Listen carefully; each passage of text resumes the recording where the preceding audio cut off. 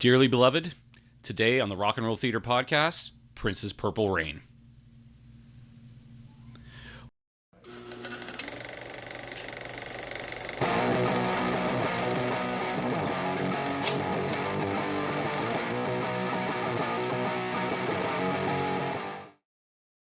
Welcome, everybody, back to the Rock and Roll Theater podcast, the podcast where we take a look at movies, pop culture, music, all sorts of different stuff. Today, we're going to be tackling Prince's Purple Rain. Purple Rain was released on July 27th, 1984. It is categorized as a musical drama romance film. It has a rated R tag associated with it. It was directed by Albert Magnoli, and it's notable as Prince's first starring role. The film was commercially successful. It made over $68 million in the U.S., and it grossed over $70 million worldwide against a budget of only $7 million. So what was really important in 1984 in terms of the cultural context is that MTV had just launched. There was a big rise of music-driven films and music in video in general. And I'm old enough to remember the summer of 1984, and Prince and this Purple Rain was everywhere. Number one at the box office. It was on the radio constantly. His videos were played nonstop. It was definitely the summer of Prince, and it was a huge hit and a huge part of the culture of that year.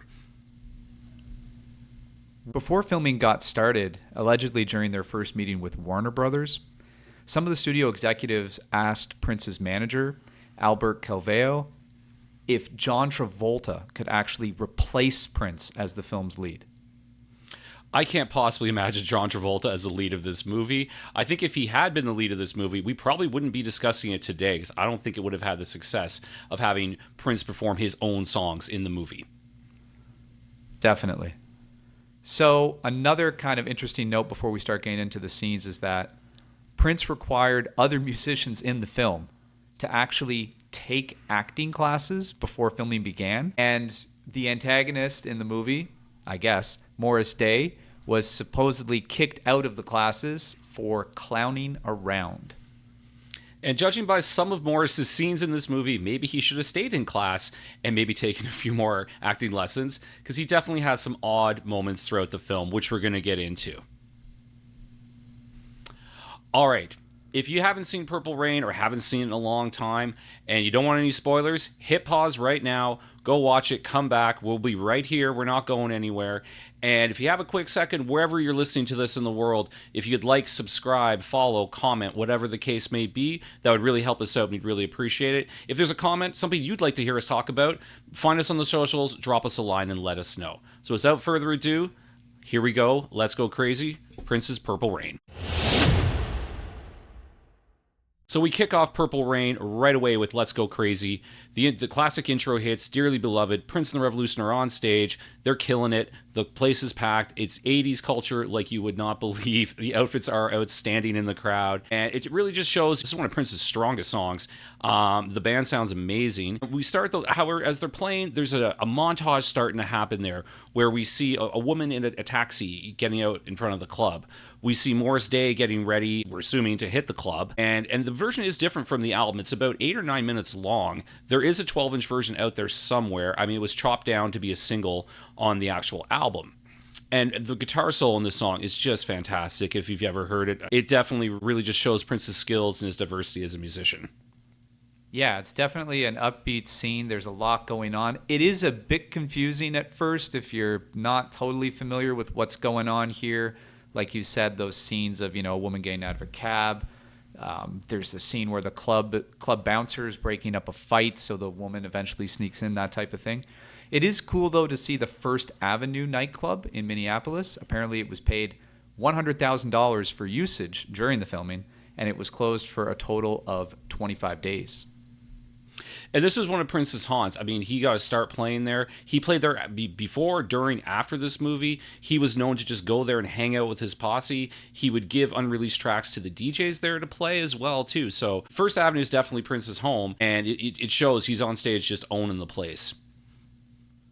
Yeah, it's definitely strong musicianship. Looks like really, really good players. Watching this movie, though, still at this point, I'm really kind of unfamiliar with Prince and most of his music, so I still feel a bit cold going into it. And once the revolution is done, the time takes over, which is Morris Day's band, who we see getting ready with his sidekick Jerome, which is always with him with the mirror. And they bunch into their huge hit, Jungle Love. And as they take the stage, they take a little jab at Prince, or should we say the Kid. His character in the movie is called the Kid. We're going to interchange it throughout this. He is Prince. Everybody else has their real names, but for some reason, Prince wanted to go by the Kid. But so the Kid, Prince, whichever we say, that's what we mean. And during this, we start to learn that Apollonia is the woman in the taxi. And she's hitting the club trying to, I guess, shop her demo, get some vocal work, join a group. So she's checking out the scene at First Avenue, and she likes what she sees with Prince. After Prince is done, she makes her way over to him, and she's definitely, the vibes are strong. She's feeling it. But he just kind of circles around her, does not say anything, but, gives her the vibe that, yeah, I'm into you too. But he doesn't speak, and then he just disappears into the night. Yeah, kind of confusing, kind of hard to understand. As the kid makes his way home, things in his home life are not good. The parents are fighting.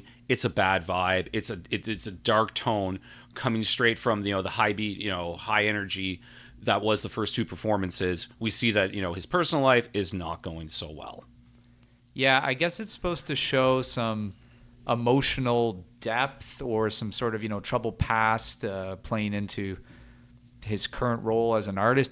The filming for these scenes it's also very weird. There's strange cutaways and strange angles, and it's kind of bizarre. I'm not into these scenes, and they're not really tied to the music. So this may be a theme we explore here as we go along. Is we jumps from one scene to the next without a whole lot of buffer or interpretation of where you're at. Like 1 second it's Jungle Love, the next second it's a full-on fight.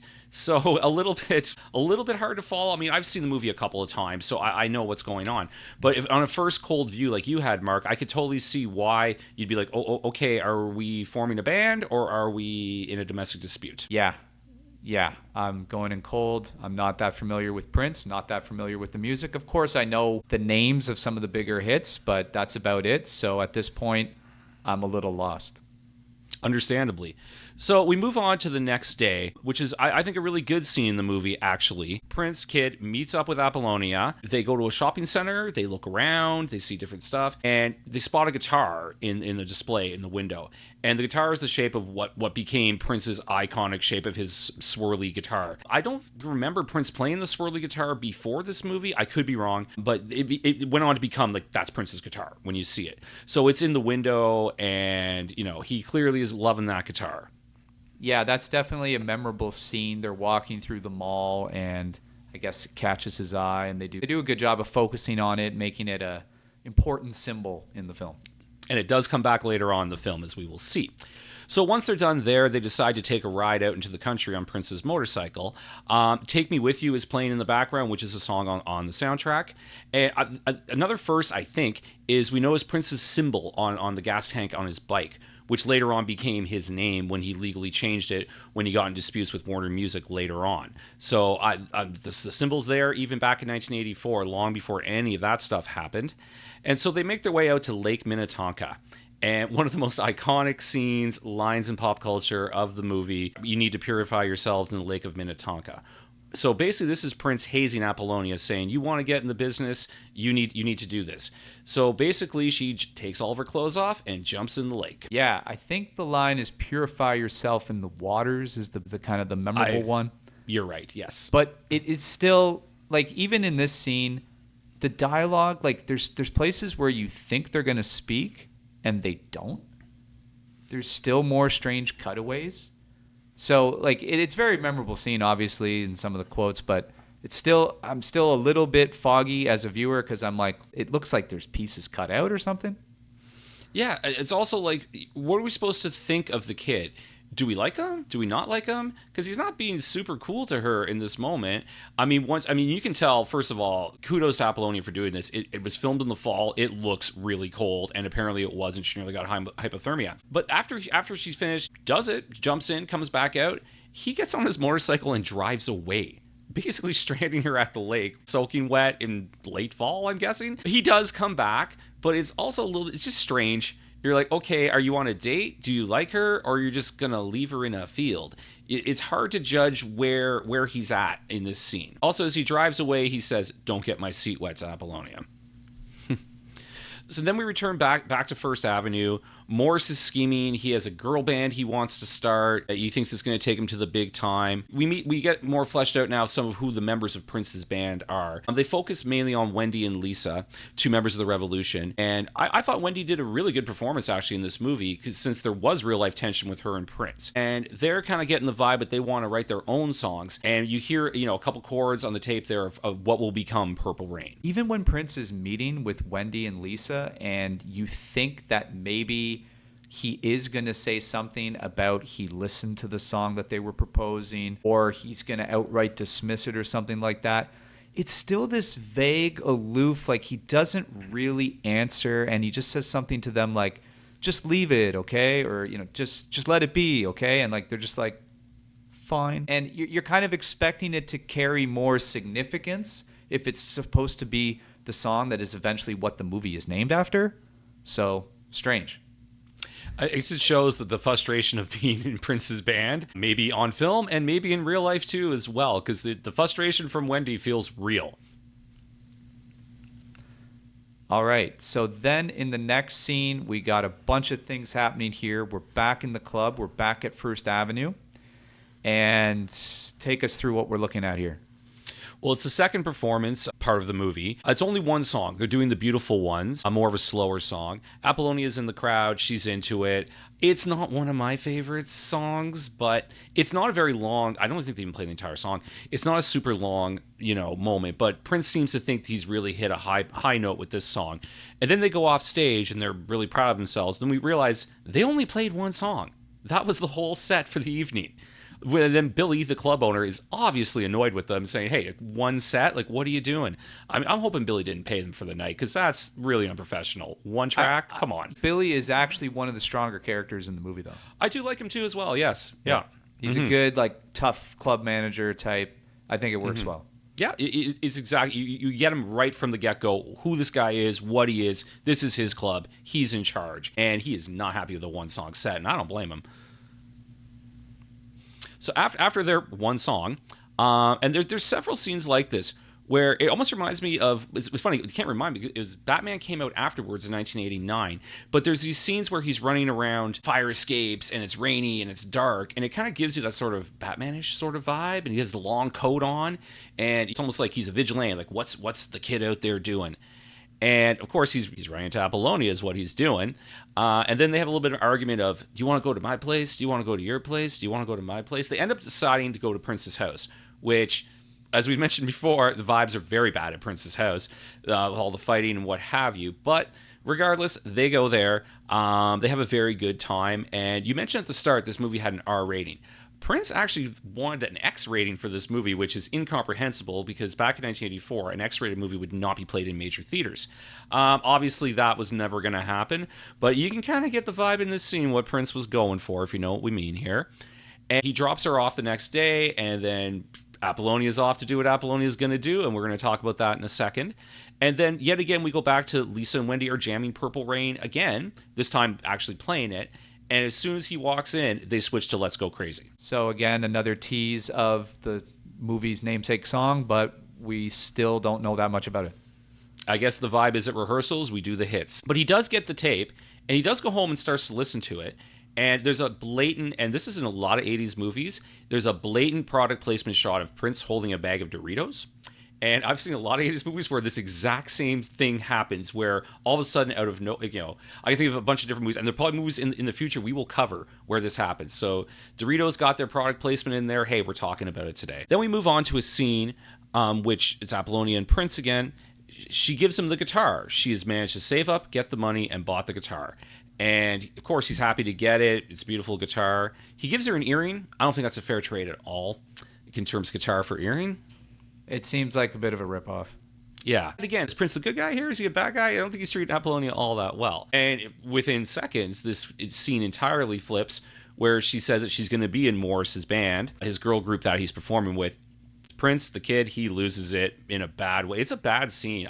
This is a very dark scene. We're not gonna get too much in the details of what happens, but you can imagine it's out there in pop culture. It seems even in 1984, it seems odd that you would have your leading character act this way. Pretty strange, pretty bizarre. Again, we're a good chunk into the movie now, but coming in cold, I'm still a little bit confused as to, should I be rooting for Prince?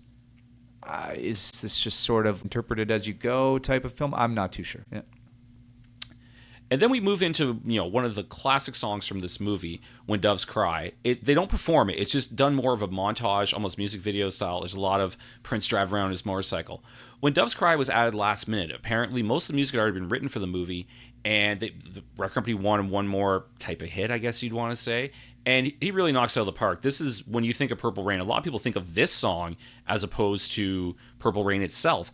It was played nonstop in the summer of 1984. The video is classic. Prince is getting out of a bathtub at the start of it, and there's doves flying everywhere.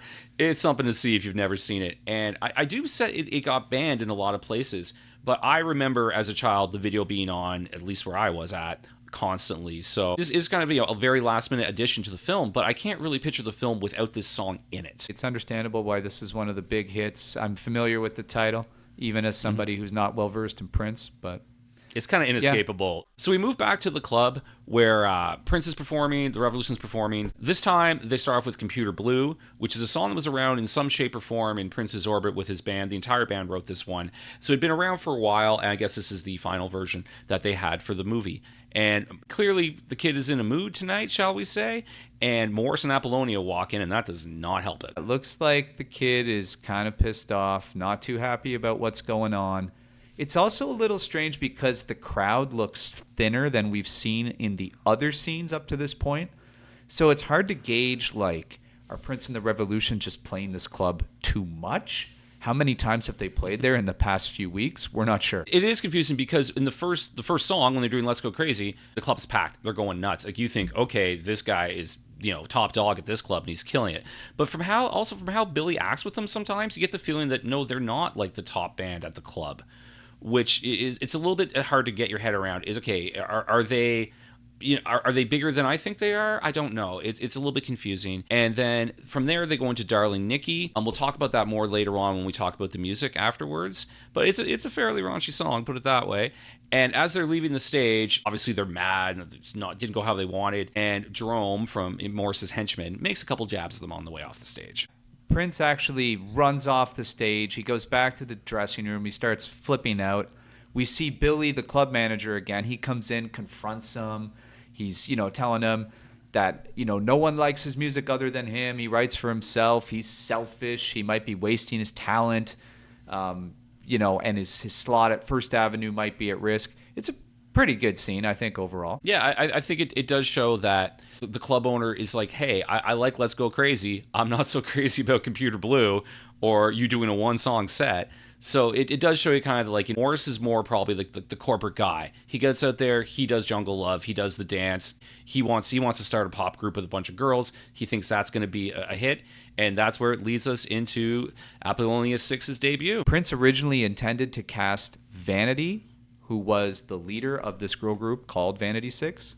But apparently she ended up leaving the group before filming for the movie was supposed to start. So they had to switch to Apollina, who was then pretty much unknown. So it was kind of a weird switch, I guess. But Prince had seen her on an appearance in 1983 on an episode of Tales of the Gold Monkey. And she played a saucy island girl. I am not familiar with Tales of the Gold Monkey. If you'd like us to review it and leave a comment, we probably won't. Vanity was, I do believe, in a relationship with Prince. Things kind of got a little bit not good in that respect. She later on ended up with Nikki Sixx as well, and there's some crazy stories about that. Both of them like to party a lot.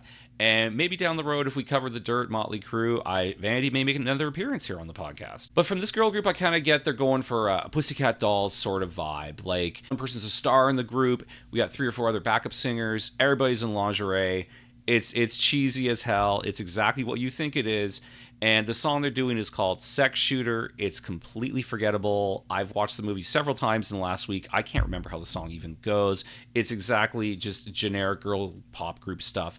But the crowd and everyone else seems to think that, whoa, this is some sort of revolution in music. And the kids in the crowd, of course, he goes, and he's not at all feeling it. He's not having it. So he storms out, and then we see Morris and Apollonia storm out of the club. They're really intoxicated. They're drunk as hell. And the kid goes full Batman mode again. He's driving back and forth on his motorcycle. The long coat's flowing. It's filmed all dark and gritty. And then, of course, he wins her back over, sort of, I guess. Yet again, this happens so quickly that it goes from point A to point B so quickly, and we think they're back on good terms, but then no, she takes Prince's earring and she throws it away. So then we move back home to Prince and his parents, and this is another very dark scene, but it's filmed oddly. But I also heard that footage for this scene that was originally shot was damaged somehow, and that's why a lot of it looks weirder. Like, it just in terms of cinematography from the rest of the film, it looks different. Like, did you notice that, Mark, when you're watching it? Yes, yeah. It's, again, I probably mentioned that earlier in some of the strange cutaways. There's more of that going on here. It does make sense that maybe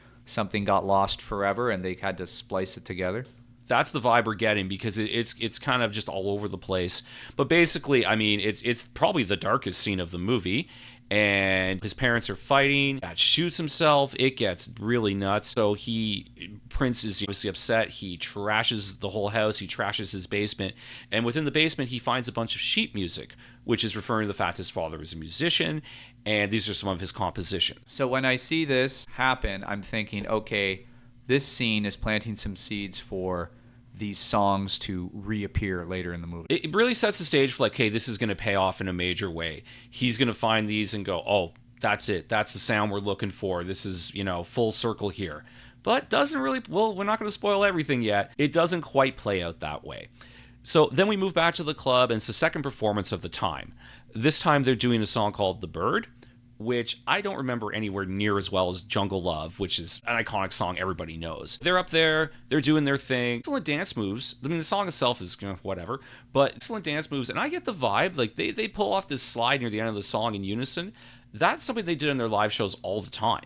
So all the performances in this movie, I don't get the vibe that they're super choreographed. Like, this is how Prince Revolution played. If you watch their tour videos, and I did, live stuff, this is how they are. If you watch, videos of them, Morris Day, doing his thing, that's how they did it. So it is kind of impressive that they have a very high level of skills, whether it be dancing, music, what have you. The scene at this time in that area was obviously high level. I'm definitely getting the vibe, strong musicianship, strong playing, really good dance moves going on. Looks tight. Looks like everyone knows exactly what's going on. Mm-hmm. And it's filmed beautifully. It's an excellent representation of what the club scene was in that area. Once they're done, they hop off the stage, and of course the guy takes some shots of the Revolution as they're getting on stage, and someone does yell out, "How's the family?" Which I didn't catch the first time, but I was like, okay, ooh, yeah, that's a hard one, man. The family's not doing well, buddy. Not well at all. Low blow. And now we're leading up to the big finale here. And maybe because of that insult, they take the stage and there's a very awkward pause where Prince doesn't do anything, the crowd doesn't do anything, everybody's just hanging out. Again, going in cold, I'm not totally clear what's about to happen. Well, they're going to launch into a new song, and it's one that Wendy and Lisa wrote. And we're going to hear, he dedicates this to his father. You would think that he was going to do a song that he found in the box of sheet music.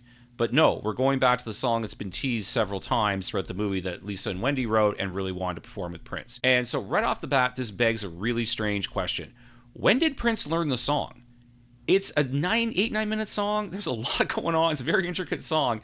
And it seems like from the movie you would get, they've never even jammed it together. When did he even agree that he was going to play this song? We've never even heard that up until this point. You get the feeling that he just called it out like on stage, like, hey, this is what we're doing right now. But by this point in the movie, up until now, things have been so confusing. I'm not totally surprised that I'm confused again, even in the climax scene. I mean, it seems perfectly in character for the kid, Prince, to spring this on his band, no warning whatsoever. It's like, hey, We were going to start with Let's Go Crazy, but let's do a 9-minute song you've never heard before.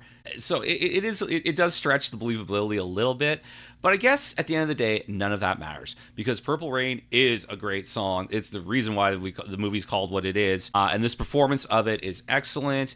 It has all the feels, all the vibes of that song. I mean, Prince played at the Super Bowl in the rain years later. It's a huge song for Prince. It's a huge song in culture, basically. And this is an incredible version of it. They really nail it. Yet again, you can tell, of course, it's made for a movie, but there's very much a live feel to the recording of all the music in the concert scenes. Definitely. I mean, if you're into Prince, I'm sure this is A1 viewing. Absolutely. And so basically, even Billy, the grumpy club owner, he's touched. He's like, yeah, that's it, kid. This is what I wanted. Not that computer blue, darling Nikki. No way, man. So, and then at the end of the song, he kisses Wendy. She still doesn't look very happy with him. Maybe that was real. I don't know. Then he hops off stage via the Hello Cleveland route that Spinal Tap might know a little bit about. He runs through all the hallways of the club to eventually find himself outside. The crowd's still there. Crowd's going nuts. And I think he realizes, oh, they do like me. And he runs his way back in up onto the stage. So once he makes his way back on stage, they bust into I Would Die For You, another very well-known song of, I would say, the big 4 songs of this movie. This would be number 4. Classic pop song. Justin Timberlake did it later on. It's a great song. And as they're doing this, we see a montage of his dad's okay, apparently, and things are better. They clean up the basement. Apollonia's back. She has her earring back. Yeah, I guess things are working out. And for the final song of the movie, we get Baby, I'm a Star. Not a more well-known Prince song, but I think a very strong song, a very good song. I'm surprised it was never a single. It ends on a high note musically. The whole band's killing it. The whole crowd's into it. The energy's right there. Full-on James Brown dancing. He's even doing the mic stand thing that James Brown used to do. I know Prince was a big fan of James Brown. And yeah, and the end's a little bit strange, which I guess is perfect for this movie we've talked about. Prince's guitar shoots off like a water gun, and that's the end of the movie. Like out of the headstock, like Ace Frehley would do in Kiss when he was shooting fireworks out of the guitar. So that's how we end Purple Rain. Yeah. So after it concludes, I mean, again, the fact that I went into this cold, I can appreciate the playing, and I can appreciate how tight everything was, and the overall production that this film probably required. Still found it confusing. I didn't walk away with it with the feeling that I ever really wanted to see it again, but I could understand if you were a big Prince fan why you would be into it. Prince and the Revolution, Purple Rain was released in 1984. It is considered a rock, funk, soul, pop, stage, and screen album. One thing I will say, even though I'm not into Prince, I really do like the font and logo used on the cover. It's very sharp and almost sort of like an 80s thrash band kind of vibe to it. Yeah, I hadn't thought of it that way. I mean, I've just been seeing it my whole life since I was a kid. But yeah, you're right. Like now I think about it, it does kind of have a metal sort of logo to it. And he's on a motorcycle and he's kind of dressed like a glam rocker. But this is definitely not a thrash album. So if you got confused at the record store in 1984 because there was no Spotify or whatever back then, you might not know. And you bring this home expecting Metallica or Megadeth, you are in for a rude awakening. So in terms of an official motion picture soundtrack, there was one released by Warner Brothers in May of 2014, so much later from when the film was actually done. And it's a double disc, 27-song album. It's got all of the different B-sides and edits and single edits from all of the songs in the movie. It's mostly Prince and the Revolution. There's a few from The Time, a few from Des Dickerson and Apollina 6. A fun fact here, it was originally pulled at the request of Prince's people. So I guess they weren't down with this edition being released. Then after his death, it was made available again as a free digital download. So I guess it went away and came back. So we all know that Purple Rain is an album. So I'm going to open up the track listing for this and bounce these titles off of you, John, to see what you think. So we kick things off with Let's Go Crazy. First song in the movie, first song on the record. My favorite Prince song, even though I'm not a humongous Prince fan, I think this album's a really strong album. It just shows the full band in all their glory. The guitar solo is amazing.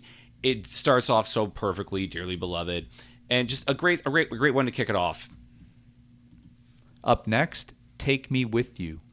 That was the song we heard in the movie when they were driving out to Lake Minnetonka. Yeah, it's good. It's kind of more backgroundy music, and it was kind of used to that effect in the movie. The Beautiful Ones. That was the second performance that he did, when he did the one song set with this. Not really a fan of this song. It's not my vibe. I don't think it's one of the stronger songs on the album. Let's just put it that way. Computer Blue. Like I said, this one was around in some shape or form for a while. All of Prince's band contributed to this song, which later on in Prince's career, that was not the case. So it shows where they were all at as musicians at the time. It's a very 80s song, but it's very much showing like, hey, technology, music, this is where things are going. And sure enough, that's where things were going. Darling Nikki. Darling Nikki is an interesting one. The lyrics are pretty raunchy in the song. And there was a thing in the 80s called the PMRC. It was led by Tipper Gore, who was later on Vice President Al Gore's wife. She heard this song in an aerobics class, and she lost her mind. She couldn't believe that this dirty song would play during her aerobics class. She went on this massive campaign to get like explicit stickers put on CDs, records back then, tapes. And it was mostly metal bands and rap bands that got this, like Two Live Crew or Slayer. Those types of bands would get those no problem. Actually, in the metal world and the rap world, it was considered a badge of honor. It was kind of like, your album's not cool if you don't have the warning sticker on it. But Prince also got one too for Darling Nikki, and he held a grudge about that forever, apparently. He was very angered by that. And by even their standards, today's standards, the song's not that bad, I don't think. It shows a real overreaction and kind of censorship that was going on. That was the PRMRC's vibe. Yeah, that's cool to know, though. So I guess Purple Rain had some street cred. Up next is When Doves Cry.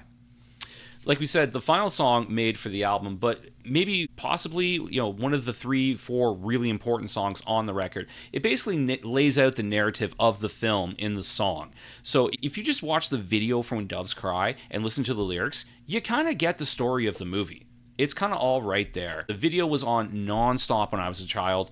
Prince getting out of the bathtub, I've seen it so many times. The video is worth a watch if you're out there. If you maybe don't want to tackle Purple Rain, the 2-hour runtime of Purple Rain, the video itself will do you a really good summation of what we saw today.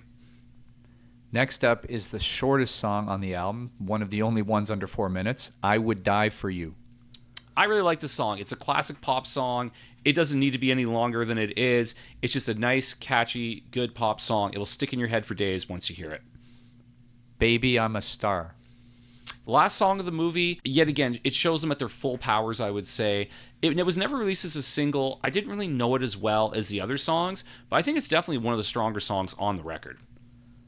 And closing it out, the title track, Purple Rain. I mean, there's not much else I can say about it. It's an excellent song. It's a masterpiece. It's pretty much perfect. It's one of Prince's most iconic songs. But when I was researching this, I learned it started out as a country song that he wrote, and he offered it to Stevie Nicks. And when she heard the 8-9 minute demo, she was like, I can't even handle this, Prince, and gave it back to him. So Wendy, the guitar player in real life and the movie, she reworked the chords and made it more electric and made it more into a pop song. That's the version we hear today. And that's Purple Rain. The album itself did really, really well. It sold 15 million copies in the US, 25 million copies worldwide. Like I said, it was played nonstop everywhere. It won 2 Grammys, 3 American Music Awards, 2 Brit Awards, #1 soundtrack Billboard for 24 weeks.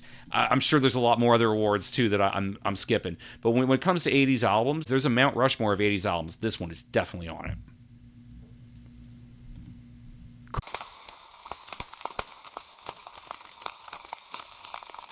So let's talk about some of the reception that Purple Rain received.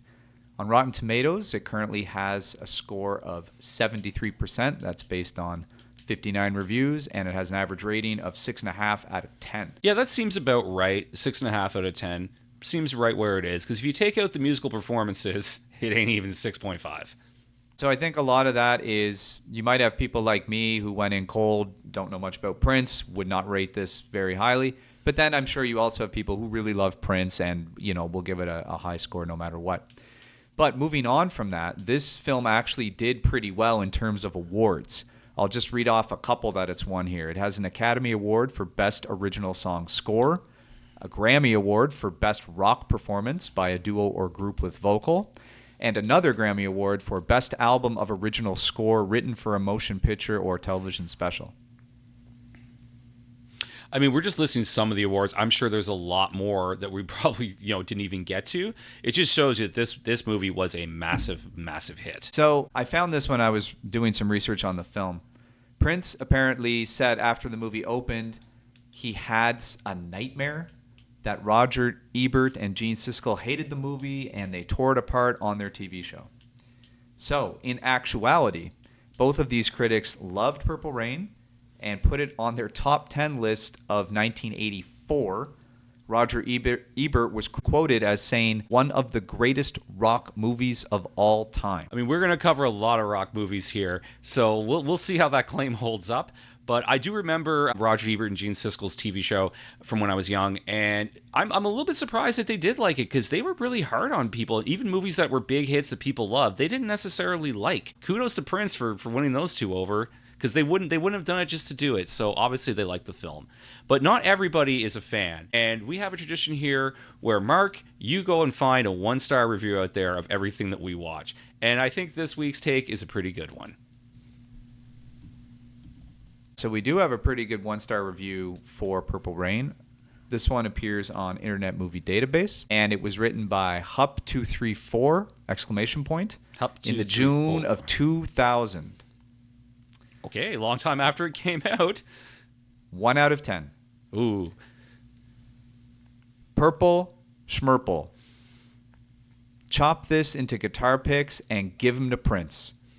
Or whatever his name is this month. I was forced to see this schlock in '84 when I ran a movie theater. And we found the place trashed every night after the last showing. Adults and intelligent youth, beware.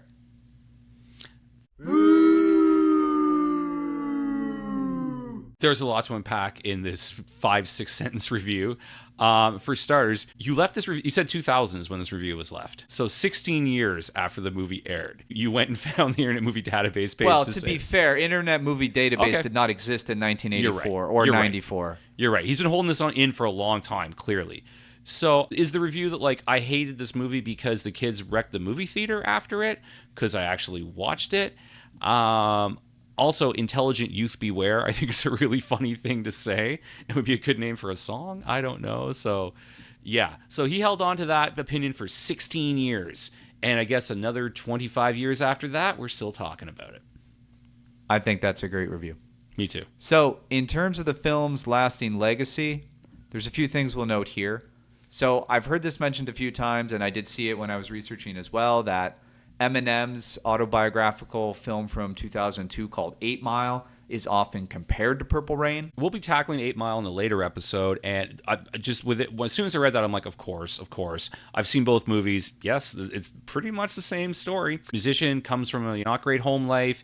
There's a club that's central where everybody is. There's people mocking. We're not going to get too. I don't want to spoil 8 Mile for anybody, but very, very similar vibes. After Prince died in April of 2016. Purple Rain was screened in cinemas throughout the world, including Australia, New Zealand, Canada, and hundreds of screens across the United States. It was also aired on TV again, on MTV and VH1. And funny enough, I did watch it that weekend after Prince passed away. I did actually, me and my wife sat down and we watched Purple Rain. In 2019, Purple Rain was preserved in the United States National Film Registry by the Library of Congress for being culturally, historically, or aesthetically significant. I was surprised to read that. I did not think this film would achieve such an acclaim. I think that's probably largely based on the music, not the actual movie. I think it's based more on the fact that Purple Rain, When Doves Cry, and Let's Go Crazy are just such hit songs, and they're just so well done that I'm sure that's what got them the nod over Morris Day throwing a woman in a dumpster. Fair enough. So in conclusion, what do we think about Purple Rain? I've revisited it now several times throughout my life. I love the live performances. They're so well done. It really gives you a good glimpse and snapshot of that era and what was going on. I was young when that was going on, and I remember it very vividly how big of a hit Purple Rain was. As far as the entire movie, we've said so many times already in this episode, it's confusing. It jumps around too much. You don't know if you're in a happy, upbeat scene. Sometimes within the scene, it changes the vibe completely from, oh, this is cool and this is going to be, no, this is awful. Okay, so I think I'd forgotten just how dark a lot of the scenes are in this movie. Not that that storyline can't work, and we may talk about other movies where it does work better later on, but I feel in this one it's just too thrown together of like, okay, now here's a really intense scene. Now here's a funny scene. Now here's a band playing. So it's kind of, as we said, it's all over the place, but I think it's worth a watch if you're a fan of 80s music, 80s culture, live performances. It's worth a watch. If you don't want to tackle all of the dark subplots, find the performances, watch them, and that will give you a good take on what Purple Rain is. I agree with most of that. Again, I went in cold, not knowing much about Prince other than a few of the bigger songs in terms of their titles even. And I thought the music scenes were really strong. The playing is really tight. It's definitely got the good 80s vibe if you like movies from the 80s. I like movies from the 80s. But again, confusing, strange parts. I probably would not watch this again. This was not Prince's only foray into film. There's also Under a Cherry Moon. There's A Sign of the Times and Graffiti Bridge, I do believe. I think one of those is a concert movie. So the Prince's acting career wasn't done there. None of those movies reached the heights that Purple Rain did. I don't think we'll be tackling them anytime soon on this podcast. Well, thank you very much for joining us today in the Rock and Roll Theater for Prince's Purple Rain. Wherever you're at in the world, like, subscribe, comment, get a hold of us on the socials. Let us know what you think. Those things really help out a small podcast like us. We're trying to keep the theater as packed as possible for each show, so thank you very much for joining us today.